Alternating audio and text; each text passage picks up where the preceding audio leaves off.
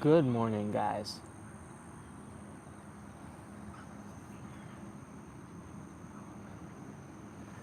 We're just taking a second just to appreciate the morning before we get into it.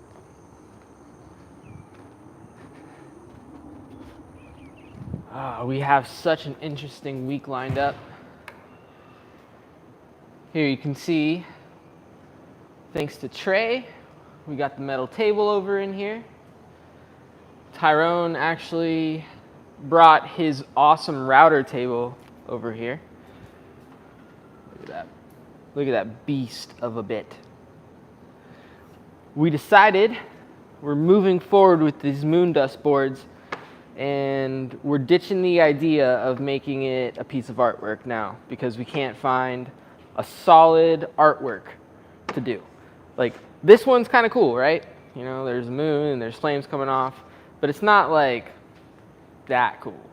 It's not cool enough. So, we do like the shape though. So here we go. Here's the start of 100 butcher block moon dust boards. And to incorporate the moon dust, not this design, but we're just gonna put, I think we're gonna put our logo in the pommel. Or maybe on the back and then maybe do something like this.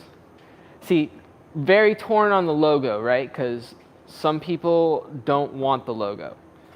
Other people want the logo. So anyways, we got the moon dust boards going. All of these boards, the simple idea is put the stencil on the board, and then we cut out the board with the jigsaw first, leaving some space. And then we use this here giant tracer bit. I think it's like 1.5 or 2 inches of cutting surface.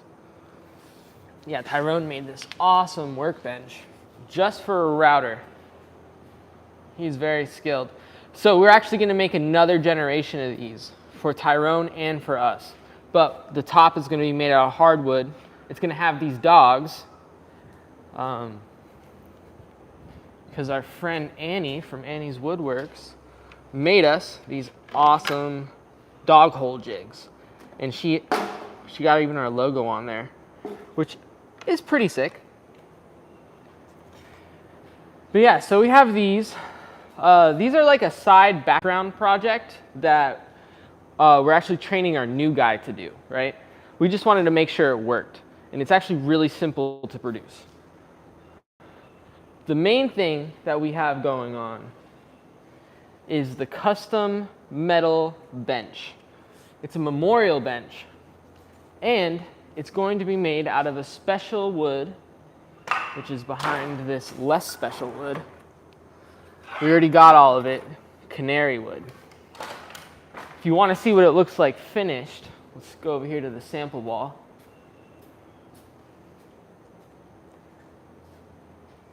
And there it is, canary wood.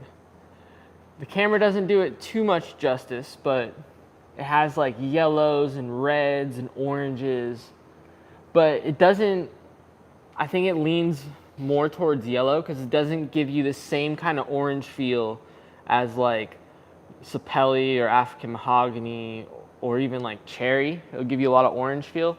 I mean, you definitely get the orange feel in the canary wood, but I don't know, something about the contrast between the wood grains, it makes it beautiful.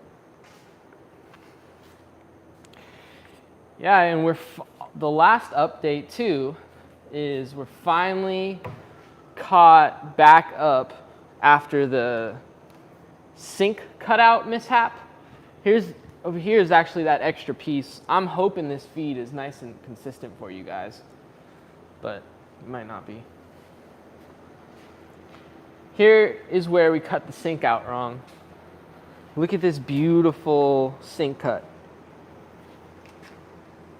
Wrong spot. But that's okay. We used 2 of the last 3 pieces, so here's the third one over here. there's 2 more pieces like this, and we were going to do the old method that we do and glue them together. But we used 2 of the pieces to fix the piece over there. And they were both maple, and they were both needed 9-foot pieces, so that worked out. But we glued up 3 more because I rather batch everything. I don't want to use an old one from a different pile of wood. I don't know why. But these ones are all flat. That one has a little bow to her, so it's just, I know it looks like a big bow, but the hickory underneath is actually really bowed. But there's a small bow upwards in it. But this one, and that one are all perfectly straight. And I think they came out a little thicker, but that's okay. This morning I'm gonna go meet with Tyrone. This week he's installing the original maple. He's installing the rainbow butcher block, and he's also installing a maple waterfall butcher block that's going to get stained to the golden oak color. So we have a lot going on as far as work. But even better, yesterday morning, I found out that Tyler and I are going to the IWF Atlanta, the International Woodworking, don't know what the F is for, but it's a big woodworking conference where people like JLT show off these crazy machines. Like if you go to JLT, James Taylor Tools, or jltclamps.com, or their Instagram page, right? Look at how much space they have to set up, and then look at the building that's inside of it. So they're at IWF. Can't wait to meet them in person because we've had a lot of correspondence. Oh, let me update you on that. All right. So here's what happened with the JLT clamps. Since we're on that note, you know how I like the tangent. Look at how many clamps there are right there. That's nice. Okay, so JLT sent us this awesome press and 8 52-inch clamps. And when we got the clamps, they were twisted. You can note, I don't know if you can see it in the camera, but some of the ones on the middle row, like this one, they were twisted this way. And Tyler's been doing his best to bend them back as we go, but even this one's still a little twisted. What happened was when we notified them, they realized that their jig was off. So hopefully we saved them some headaches from, other customers and stuff. But anyway, so they sent us 8, that press, and then over there, hanging on the wall, right there, are these hold downs that we haven't implemented yet. Well, anyways, when we told them about the twisted clamps, they went ahead and sent a whole new set of clamps to replace them. They didn't even ask for those ones back, so I told them that Tyler and I would try to fix them. But when metal's bent a certain way, it doesn't really bend back easily to where it's supposed to be. I don't know, it just never gets better, right? So when you heat up metal, or if it gets twisted or warped in some way, the amount of work it takes to fix it and make it straight is significantly more than what it would have been to just do it right in the first place. But anyways, their jig was off, and I don't know how many clamps they make, but I'm sure they make a lot of clamps. They sent us a replacement set, and that replacement set, when FedEx opened the box, was spaghettied. Just completely spaghetti, all twisted up, broken off the pallet. It even said damaged on it, because FedEx realized how bad it was damaged before it even got to its destination, and they were already aware. But the funny thing is, the guy didn't say anything until I'm like, damn, I don't know if we can accept these. Before that, he was about to just unload it and not give a shit. But I said something and I whipped out the fucking video and took 7 pictures for JLT, and we refused the set of clamps. Well, in like 3 or 4 days after that, because I instantly sent them, they sent us these new perfect clamps. They're flat, nothing's wrong with them. Shipping went well. But anyways, we have 2 of the 3 rows of clamps. Oh, here's a secret about the JLT. If you want to use this awesome press, you can't use all 5 rows. You need about this much space to like comfortably move between the rows. So in a commercial world, I was wondering why I saw a lot of different owners of these clamp systems. I always saw this 3-row thing, 1, 2, 3, always skipping a space in the middle. Not always, I guess, but very frequently I would see that. And then I'd see others with it the whole way up. However, this thing doesn't fit right whenever you have them slammed on top of each other. Like this bar goes in between here, and the top bar here rests between the boards, and as long as you have the clamps spaced within 24 inches, this will press onto the bottom and squeeze all of the boards right down to the clamp, so they're as flat and flush as possible. Now, this thing definitely has its limitations. Like, we thought getting the 52-inch bar was going to be like awesome, but it doesn't actually, at least this one, maybe we're not using it right, but it doesn't flatten at 52 inches. This machine right here is meant for boards up to like 20 inches, and it does a really good job.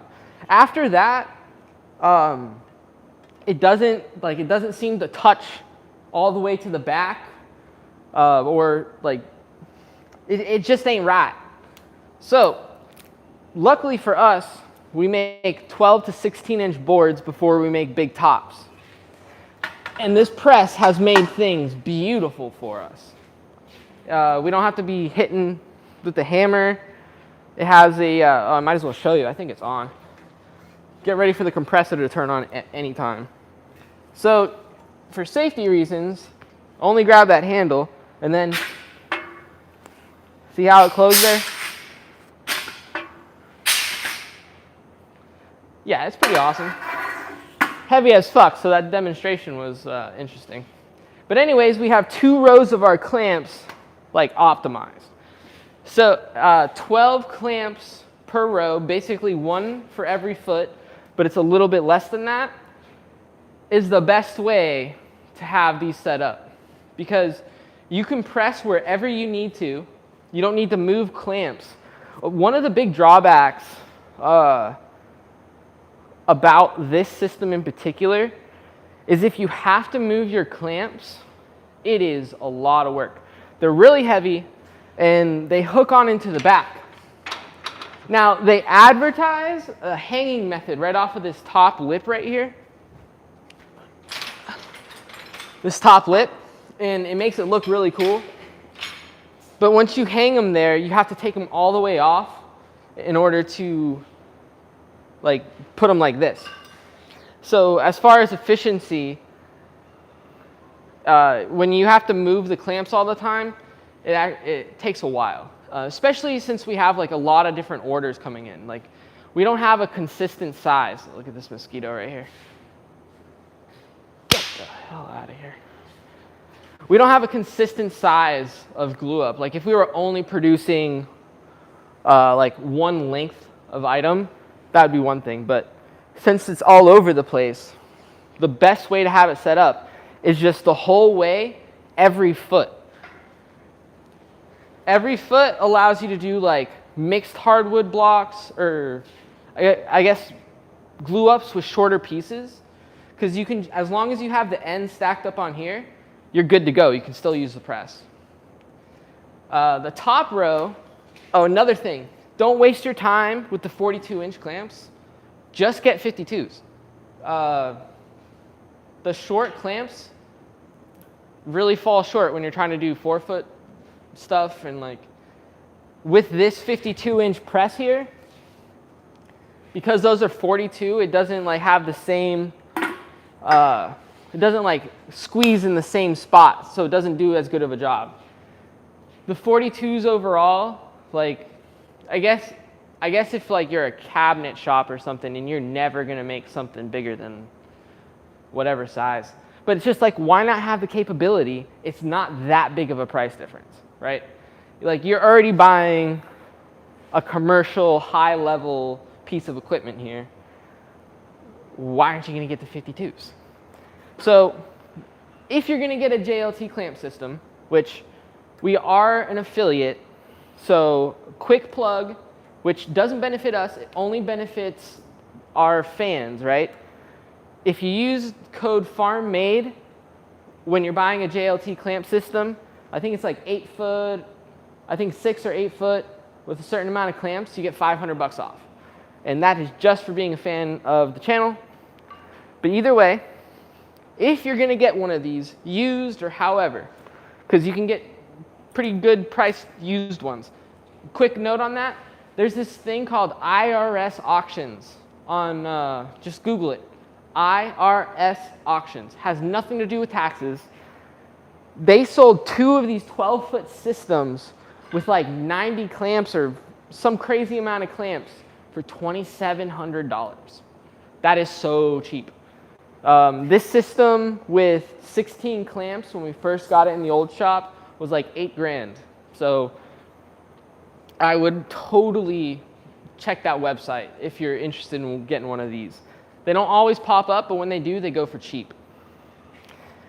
But anyways, my main point. If you get one of these setups, you're gonna wanna have a clamp every foot in an optimal world and only use 3 of the 5 rows. You'll never have to move clamps, and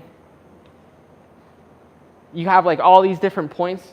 When we have them spaced a foot apart, we used to use these before we had a lot of clamps. Now we don't even use these because we're getting better clamps closer than we've ever gotten before. Could we still use these for right here in between? Yeah, but come on, dude. I guess it would depend. If we're gluing up like a butcher block made of 3/4 and I see some like not super tight, maybe I'd still do this.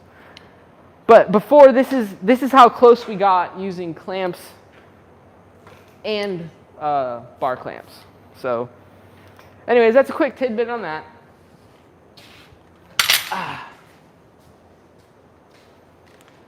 As you can see here, we have the setup for jigsawing. These are the start of the moon dust boards if you missed the beginning of this stream. We actually, on these moon dust boards, we made a pivot, and we're making a video going into more detail. But long story short, we're getting going on this. Part of that was making all of the boards that weren't the same dimension the same size. So that's what we're doing here. These are all end grain boards, just like we used to do before. And we have plenty more to make.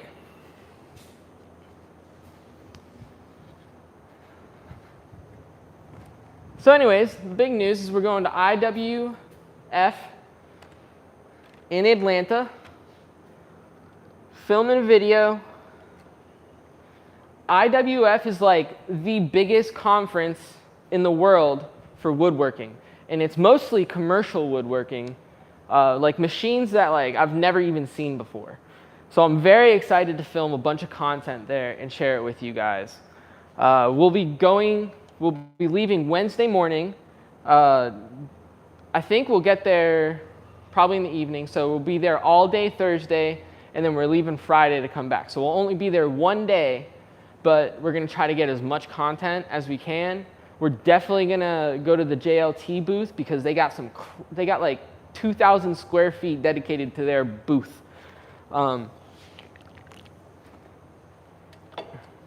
We're gonna try to pack in to maybe like a 45-minute video the coolest machines or the most revolutionary things in the future of woodworking.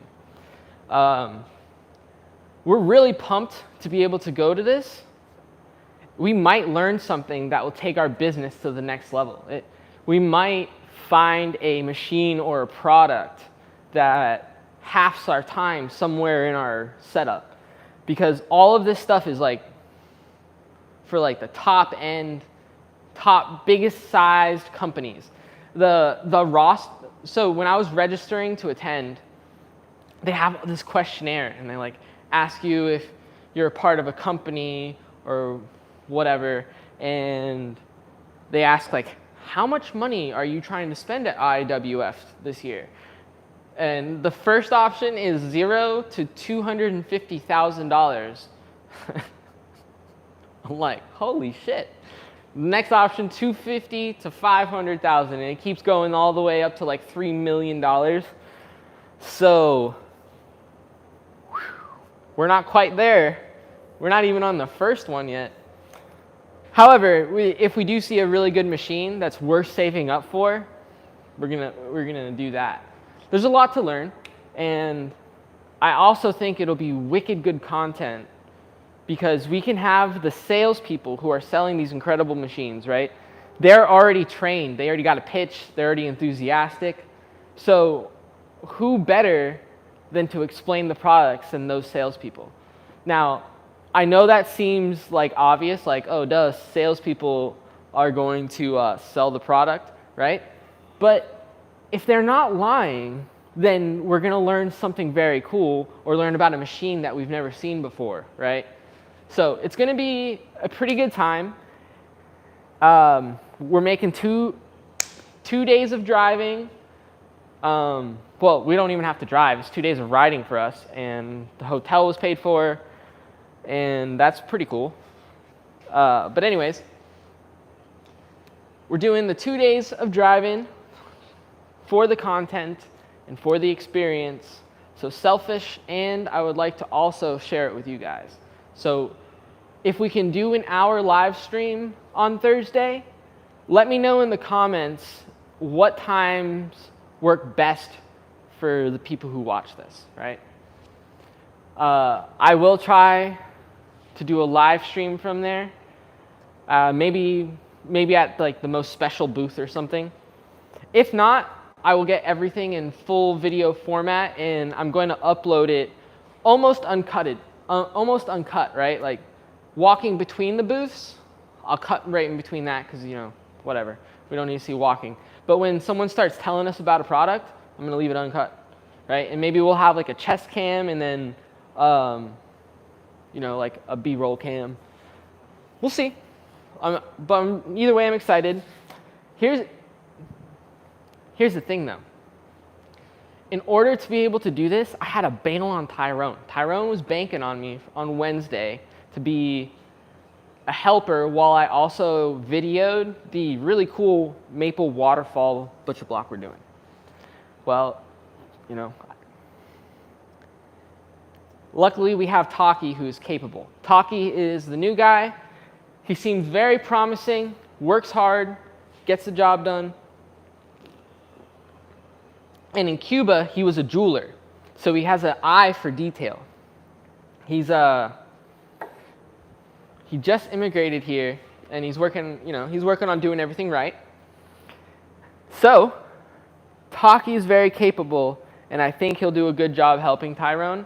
I know he won't do a good job filming. So, we're going to have Tyrone post up tripod,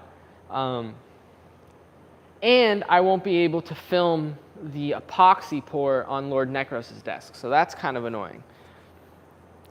But hopefully this IWF content is worth it. As far as videos we have coming up, I still am working on the custom desk video. We're going to have a video dedicated to the moon dust boards. We're going to have a video dedicated to the hardwood industry, right? So quick note on that, if you're interested. As you can see, our lumber rack has filled up. And right down here, we have another like 300 board foot of hickory. So how this happened was, I'll start on this end. This right here is 10-quarter white oak. It's really, really beautiful. When I saw this,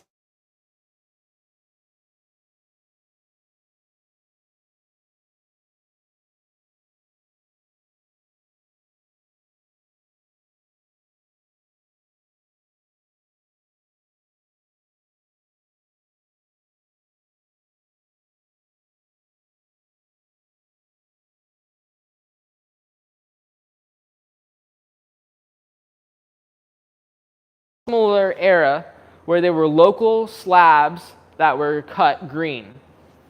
Well, for like a year and a half, quick note, if you are interested in like this section of the business, go back and find the video, American Hardwoods, Our Solution to Rising Prices. This is part of that, this is that start. So anyways, these slabs were sitting around, and I think at the time we told them that we would get like, or this guy, we told him we could get like $7 to $8 a board foot for quality white oak. And boy, was I right. Right now it's selling for like $10 to $13 retail right now.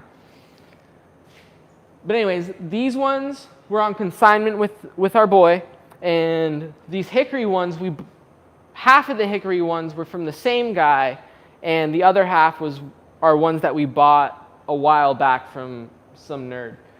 And yeah, by the way, that guy bailed. We got another order. This is just a learning lesson in business. If you have a gut feeling about someone that's bad, you should just like walk away. Even if you're wrong, you should just walk away. Because if you're right, you'll save yourself way more trouble, usually, than if you're wrong. But anyways, those slabs were sitting around for like a year and a half, mostly under this covered roof before we finished our shop. But the first month and a half of the rainy season, they were sitting on our shed porch. So they got a little rain, and then they got whacked by sun. But then one day, Trey from Triple L Rustic Designs told me that he has room in his kiln now. So we brought the white oak and the hickory over, and he kiln dried all the lumber for us. The hickory ended up testing between like 2 and 4%, so wicked dry, probably too dry. So it's, reacclimating.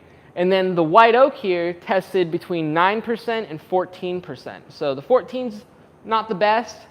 9 is totally acceptable. So definitely not a professional kiln dry, but they were heat treated as well. So there's no bugs or rot or spores or any of that. We're going to hit the market at $7 a board foot for the white oak and $5 a board foot for the hickory. That is going to, in the white oak I think is still worth it, even though, here, let me go get my tester, see where we're at right now. Just to keep it transparent, because why not? For those of you who cannot see, I am actually behind the lumber racks you're looking at right now. That's where our storage is. Well, I can't find it. So anyways, these are kiln dried now, and we're going to sell them. But before we sell them, I'm going to make it as perfect as possible. So we're going to S4S them and then sell them. So another way we're trying to be competitive in the hardwood market is our customers will be paying for the amount of wood when it comes to this lumber for the final dimension. So after S4S, that's when we'll do our measurements and price it accordingly at $7 a board foot. Whereas usually and also with the rest of this lumber, we can't do that, is most of the time when you're buying hardwood, it's measured before it's cut. And that's anywhere you go, including TNT. It's measured before it's cut to determine the board footage and the price that you're going to pay for it. Getting this local hickory and white oak and going through that whole process really makes you understand how, at the level it needs to be in order to produce wood, right? Like, Trey has the whole setup. He has the mill, he has the kiln, he has the flattening, and then he has all the tools to make a bunch of awesome boards, bunch of awesome wood. He even has the tree service connection that will bring him mint trees. But here's the thing, right? Like, 2-inch wood will take 2 months to dry in the kiln from green, and like, there's the whole process. Like, you have to get the log first. In an ideal world, the log sits for 2 years, right? It allows it to crack and check and do all of its shit while it's a circle, and that's really good for splitting. After 2 years, that's when you mill it and then stack and stick it, and you're supposed to like let it dry like that for at least a month outside, air dry, and then you bring it into the kiln, and 2 months after that, you have perfectly kiln dried and heat treated wood. So you can really only do that cycle in a kiln like his, which is, it's like a shipping container. I don't know if it's 40 feet or 20 feet, but it's a big shipping container. And I think he can fit like, I don't know, 1,000 or 2,000 board feet in that whole thing. So every 2 months, let's just say you could do 2,000 board feet. That means every year he can only do 12,000 board feet. Now, that sounds like a lot, but if in the lumber industry, you know, that's not a lot, right? That's not a lot. Especially like a lot of people don't think about it, but the lumber industry supports the flooring business, the wood flooring business, obviously. They support like our countertop business. The lumber industry supports. Did you know Publix buys the most hardwoods? Yeah, they buy a lot of plywood and shit too, but they're like the biggest spender on lumber in like all of Florida. That was an interesting fact. And then if you like walk in there, just look around and see how much stuff is wood. Like, you don't think that it's wood at first. Like, I'm walking in there, everything's plastic and metal to me, right? But after Steve told me that, I look around and like, wow, there's actually a lot of wood in Publix. But anyways. All right, so back to the filled lumber rack.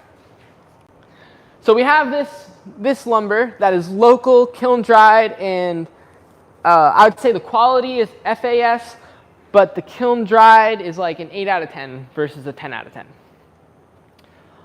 Here we have another stack of 8-quarter ambrosia, and some of these pieces of dimensional lumber are like 28 inches wide. So it's basically a live edge slab, or not a live edge. It's a fucking dead edge slab. Here we have a bunch of maple. We had the opportunity to stain 2,200 linear feet of cypress. I know it sounds like a boring job, but in return, we got a whole mess of lumber. So now we're all stocked up again. Have a shitload of maple, a lot of ambrosia, a lot of walnut. We have this big stack of African mahogany here that I should have said no to, because we shouldn't have bought it because we wanted to buy it. Like, we made a rule, and I didn't adhere to it, that we're only buying woods when we get an order. So if we get an order for a maple table, we'll buy maple. If we get an order for a, whatever table made out of whatever wood, we'll order extra of that wood by like 30 or 40%. But Steve hit me with the, when I went in to go buy the maple, 100 board feet of maple, in order to finish this waterfall, he hit me with a, hey, I have this 100 board feet of African mahogany for a really good price. And I was like, I looked at it and I was like, oh, okay, dang. So I bought it. But, you know, that is the world of retail hardwoods. We usually wouldn't buy African mahogany, but because it was such high quality lumber for such a good price, I have a few customers who I know are looking for African mahogany. So I can give it to them at a good price and they can get like really good African mahogany. The boards right there, the top two boards are like 20 inches or 21 inches wide, and one of them's rift sawn somehow. The other one of them's quarter sawn somehow. I don't don't actually know much about milling. I know that there's different cuts, that's for sure. But I don't know much about the actual process. And the final thing I wanted to talk about today, and most importantly, was this memorial bench we're working on. I know I talked about it a little bit in the beginning. And, you know, we're on this metal table now. We got it in here. Taki grinded the whole thing because it was really rusty, but we wanted it to be good for the videos. He grinded the whole thing in like an hour and a half, which was wicked impressive to me. And that's when I knew Taki's probably going to work out. You know, one thing that is true of Tyler and I is that we've always been willing to do the hard work and get dirty. And almost every one of the people that has worked with us, with the exception of Kevin, Tyrone, and Taki, they all end up bitching about something, you know, like, it's so hard, whatever the fuck. And no disrespect to any of you guys, but there is a difference when someone, you know, like just does it, doesn't complain, and follows through. Oh, you know what? Steve Rabidou, shout out to you too. Coming out for extensive sand job and helping out, and it freaking helped, right? So yeah, there's a few people that you learn that like you work well with. Taki happens to be I know his name's Taki. I know it's funny. It's like a goddamn potato chip, but that's his name. You gotta respect him, right? He works hard and he has an eye for detail. The next plan, or the next stage of the team, hopefully, is Tyler's cousin, Tom. We're building up to try, he's probably really skilled. I actually haven't worked with him, so I can't tell you 100% for sure. But he seems like he'll be just as good as Tyler was getting into this. So knows how to use tools, and he also lives right next door, and he's very flexible in his schedule. So it kind of like, it'll be a perfect fit. We just have to make sure that we have enough work to like support the risk for this big of a team now, right? Like, I digress. So we're going to be working on this metal bench. And Tyler and I are dedicating all of our time to this project. It's a super important project. This bench is honoring a police officer who lost their life. And so there's a lot of sentimental value to a lot of people on this job, right? You got to do it right. And hopefully we can impress everybody and, you know, blow their expectations out of the water. So with that being the case, you know, I don't think Tyler and I can jumble a bunch of stuff. But we definitely can't afford to stop working. So that's where the bigger team comes into play. when we got Tyrone on, right, we were giving up, we basically went from paying him a set price per square foot to giving him a third of the profit plus, like the material cost for his end. And it was worth it. We quickly ramped up business. Even though we were giving up a third, we were making more than we had made in the past, and we were able to work, with Tyrone. And we're actually not at the level that we want to be at yet, right? But it has allowed us to do more, where in 1 week, Tyler and I could maybe finish 2 tables working all day, every day. So it's Monday, mill all the wood, Tuesday, Wednesday, and Thursday be gluing up. As we get big pieces done Wednesday, Thursday, and Friday, we're just sanding, right? We can only get 2 done. Now, with Tyrone's help, we have the capability of getting 5 projects done a week. And nobody is as gassed out, because when your job is to take care of one thing, it's actually a lot easier mentally, and it feels like you don't gas out as quick. And now that Taki's here, and he's a quick learner. I'm hoping we can get to the point of maybe producing, 7, maybe 8 projects a week.